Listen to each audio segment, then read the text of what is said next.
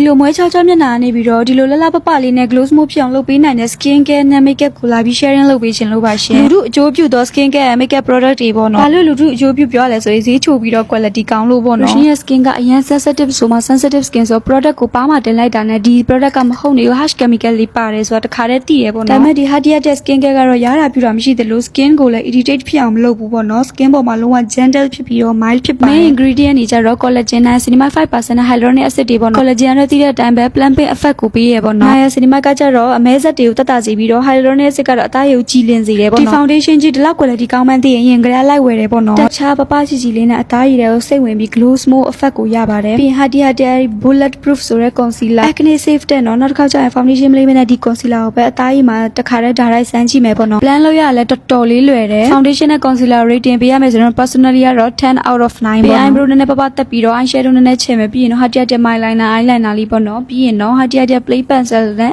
highlight လေးတွေထည့်မယ် mascara ဆိုပြီးရင်တော့ look လေးကတော့ပြီးလူနေပါရှိပြီပေါ့နော် Hadiya speedy skinny brow ဟုတ်တယ်တော့ lip liner အနေနဲ့ချဲ့လိုက်တာ Hadiya jelly lip tint လေးပေါ့နော်02ကိုကျတော့ base အနေနဲ့ဆိုပြီးတော့03ကိုကျတော့ tint အနေနဲ့ဆိုလိုက်ပါတယ်ရှင်အဲ့ဆိုရင်တော့ look လေးကတော့ပြီးသွားပါပြီဒီထဲမှာ Rushni favorite ကတော့ foundation နဲ့ concealer ပေါ့နော်အကြိုက်ဆုံးပေါ့နော်ရှင်တို့ဟောဘယ်ဟာကိုအကြိုက်ဆုံးလဲပြောပြခဲ့ကြပါဦးနော်